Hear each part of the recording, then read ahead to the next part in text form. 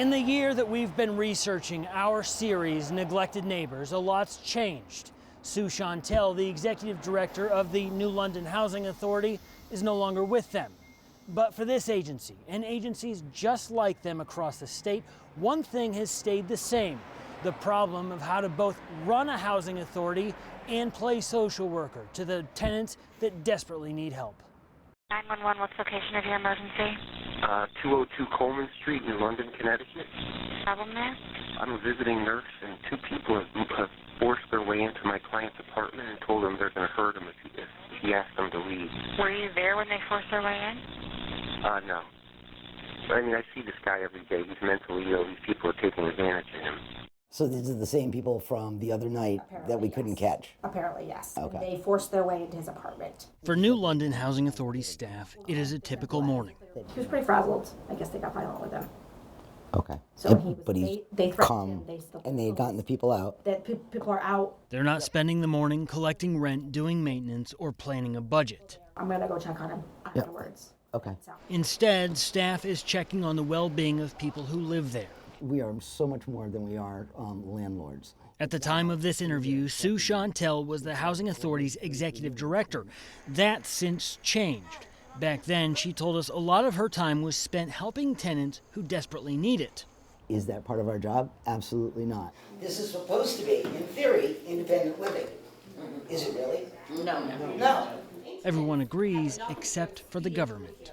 There's a huge disconnect between being a policymaker and sitting in Hartford and being a public housing authority or any other social service provider, because pretty much that's what we are. Chantel called herself a social service provider, but in that field she has no training, no qualifications, and she says New London Housing Authority had no other choice.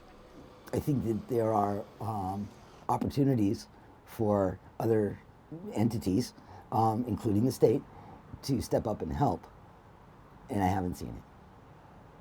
So until they do, we're going to do it.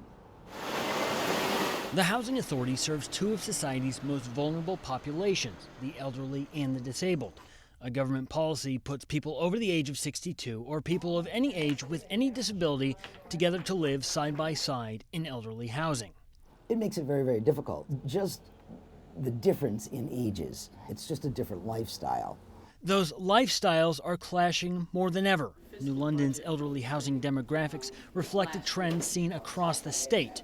Back in 2004, the Housing Authority's buildings had 169 elderly and 41 disabled residents.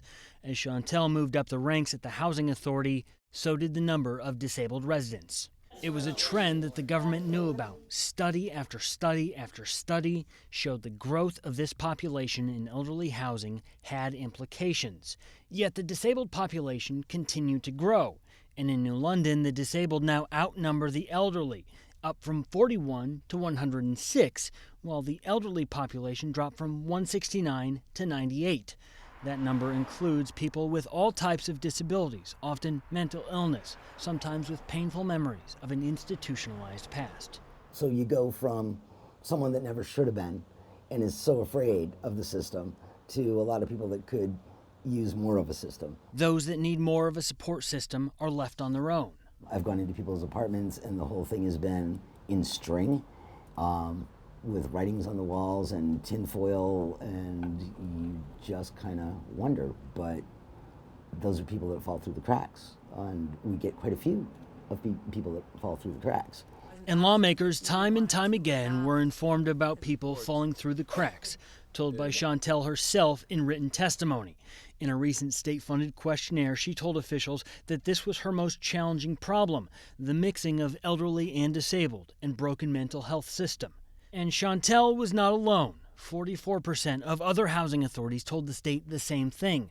Those hurt the most are residents themselves. May I have your attention, please? Many are concerned about being safe. Addiction, homelessness, unknown visitors are all problems. That security is a very big issue here. Yeah. On average, police respond every other day to New London's elderly housing addresses. Could I call at 202 Coleman Street of a delusional male screaming in an apartment? We're on our way to see a client at Riozzi Court. I understand he's getting more isolative, angry, has a history of violence, and he's psychotic.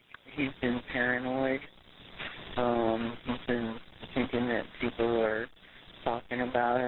and written complaints that the News 8 investigators obtained from housing authorities paint a picture of poor quality of life from residents around the state. Stories of harassment, stalking, bullying, and threats. One tenant tried to run over another in a truck going through dumpster garbage. But the state's Department of Housing Commissioner Yvonne Klein says this issue is not a priority. When we talk about this issue and when you raise the issue as you have, and I look at the data that we have, it doesn't really match up. So when we're hearing, and I don't know how many folks you've spoken to, how many housing authorities you surveyed. We reached out to all 100 housing authorities across the state and received responses from 66. Many said their first challenge is not knowing what disabilities their residents have. Anti-discrimination laws prevent them from asking. One housing authority staff member wrote, "We are not only untrained to assist, but we can't point in the right direction." Since the cuts in social services and that sort of thing, it's harder for people to just say, I'll be right there. In New London, there are social service workers from a community agency on site, but Chantel says that doesn't solve all their problems. The staff that's on site from Sound Community works till about 8 o'clock. People get sick after 8. People have outbursts after 8. People forget to take their nighttime medicine. There you are. And residents don't have to accept services if they don't want to. But Commissioner Klein says the bigger issue is whether the elderly and the disabled simply don't want to live together. A senior may feel threatened by a young disabled resident. Did they do something? Did they? I mean, there are a whole host. Why do they feel threatened? Because they're standing there. Her concerns have to do with discriminating against the disabled. You cannot discriminate if someone has a disability. They can live wherever, right?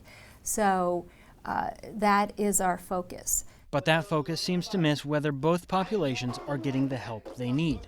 Kind of hurts everybody. Again, Chantel is no longer with the New London Housing Authority. Just weeks ago, she was fired without cause. The Housing Authority Board of Commissioners wouldn't tell us more than that. Chantel believes it was political. Just weeks earlier, she filed a discrimination complaint against the New London Housing Authority Board of Commissioners. All the same, we've talked to housing authorities across the state who agree with her about the failing policies inside elderly disabled housing. In New London, David Iverson for the News 8 Investigators.